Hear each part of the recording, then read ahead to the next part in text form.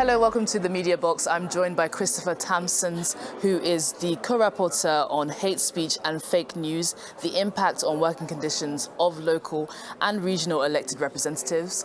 Kristoffer, what are the effects of hate speech and fake news on a local democracy, and how can they be tackled?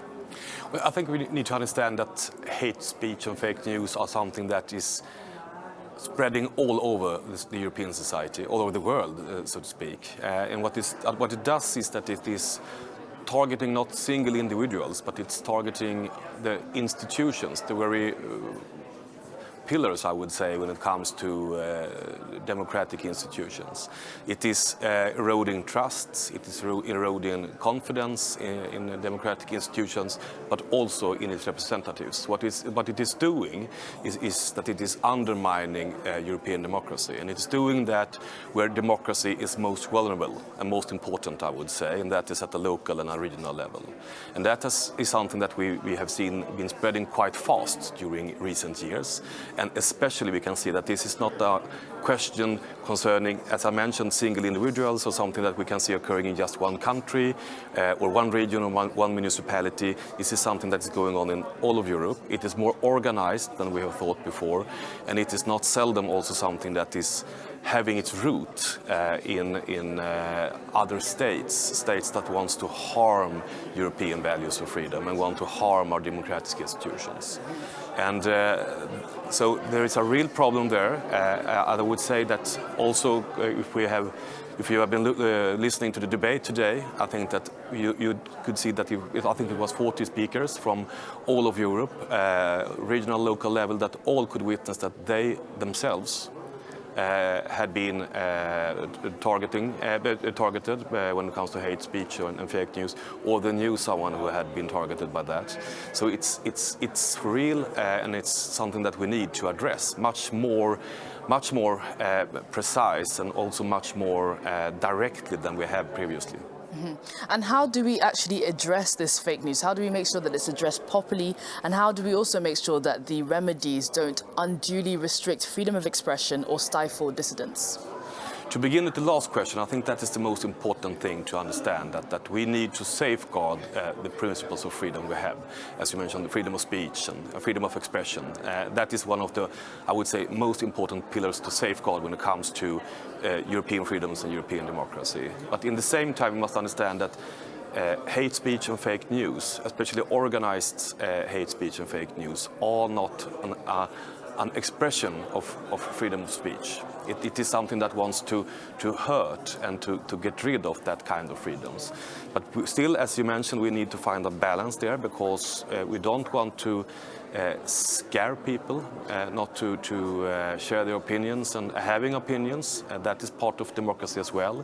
We don't want to give governments, it might be national or regional or local governments, tools which can be used to silence people. That is of course something that we need to take into consideration, but still we need to address that this is a problem that also is threatening those freedoms. So we need to have the right tools and working in the right way in a long-term perspective to tackle this.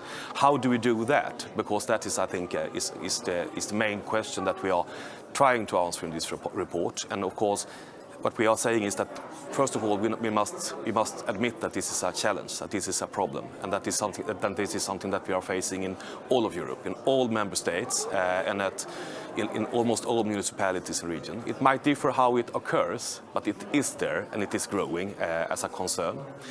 So that is, of course, one important thing to do, to admit that this is a problem. And that is something I think that we have done today and when adopting this report. Then we must work with a lot of measures. We must work with education and training among both civil servants but also elected representatives, so that they know how to recognize and understand this challenge. We must work with training and education also when it comes to young people, so that we at an early stage in school and so on make young people able to make a difference between what is real news and how to understand what is really going on in society, and all these fake news and so on that is spreading fast. We need to work with, of course, also regulatory issues and legislation, because what we can see today is that in many European states, we have good legislative frameworks and regulations, or working with them in a progressive way when it comes to the national democracy, when it comes to protecting national politicians, parliamentarians or government officials and so on. But in the same time, we have not had that kind of discussion, and we have not developed the same kind of framework when it comes to protect local and regional democracy and its representatives. So we need to, at a national level, in national governments, address the challenge and the issue also at the local and regional level.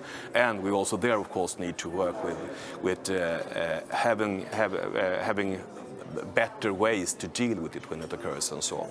And it's a lot of things that needs to be done when it comes to codes of conduct, when it comes to, as mentioned, training and education, when it comes to legislation, regulations, when it comes to working together with NGOs and working together with other parts of society, combining different parts of also our democratic institutions, both at local and regional level, when it comes to the Congress, but also when it comes to other European institutions, in order to work with this together and do that in a way that means that we are together measuring, monitoring the challenge, but also working out in which way to tackle it. And this is something that it will have to go on for quite some time, is our conclusion, because it has been so neglected for so long time. And we can see now, especially when it comes to more intense conflicts, such as the Russian invasion of Ukraine, that hate speech and fake news are something, as mentioned, organized, and also something that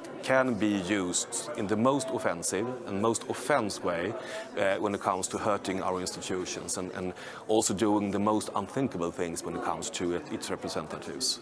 So this is for real, and this is actually, I would say, a task of destiny for the European community to understand this and to work with this.